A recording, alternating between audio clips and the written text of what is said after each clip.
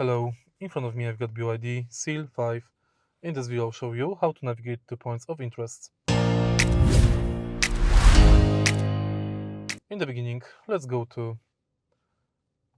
Google Maps and tap Search. Select point of interest. If the point of interest is not here, go to keyboard and type your point of interest. For example, airport.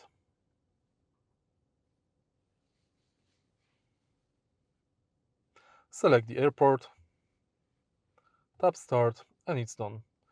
To stop navigation route, tap Exit, and it's set. If you find this video helpful, please leave like, comment, and subscribe.